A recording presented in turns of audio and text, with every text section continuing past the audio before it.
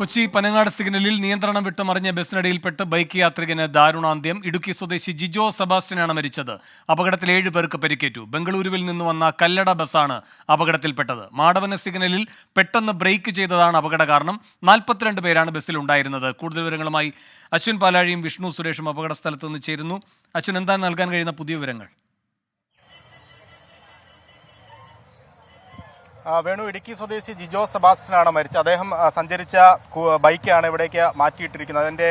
അത് ഈ പൂർണ്ണമായും ബസ്സിനടിയിൽപ്പെട്ട ഒരു അവസ്ഥയായിരുന്നു ഉണ്ടായിരുന്നത്. അതിനിടയിലാണ് ജിജോ പെട്ടുപോയത്. ഏകദേശം ഈ ബസ് ഉയർത്തി മാറ്റിയ ആളുകൾക്ക് അവിടെ നിന്ന് ഈ ജിജോയെ രക്ഷപ്പെടുത്തേണ്ട സമയം വരെ ഏകദേശം ഒരു 10-20 മിനിറ്റ് അതിനുള്ളിൽ കിടക്കേണ്ടി വന്നു എന്നുള്ളതാണ് ദൃക്സാക്ഷികൾ പറയുന്നത്. അങ്ങനെ ഏറെ നേരം അതിനുള്ളിൽ കിടക്കേണ്ടി വന്നു. അങ്ങനെയാണ് ജിജോ മരണപ്പെടുന്ന ഒരു അവസ്ഥ ഉണ്ടായത്. ഇവിടെ നിന്ന് ആശുപത്രിയിലേക്ക് കൊണ്ടുപോകും വഴി തന്നെ ജിജോ മരണപ്പെട്ടു എന്നുള്ളതാണ് പോലീസും വ്യക്തമാക്കുന്നത്. അതായത് അത്രത്തോളം നേരം അതിനുള്ളിൽ കിടന്നതിൻ്റെതായ ബുദ്ധിമുട്ടുകൾ ജിജോയ്ക്ക് ഉണ്ടായിരുന്നു.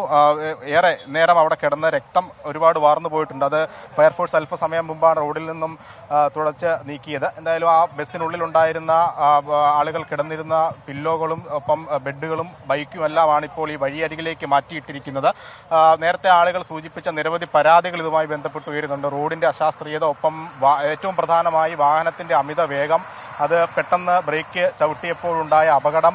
അങ്ങനെയാണ് ഈ ഒരു വലിയ അപകടത്തിലേക്ക് മാടവനയിൽ സാഹചര്യങ്ങൾ നീങ്ങിയത് എന്നുള്ളതാണ് നാട്ടുകാർ പറയുന്നത്.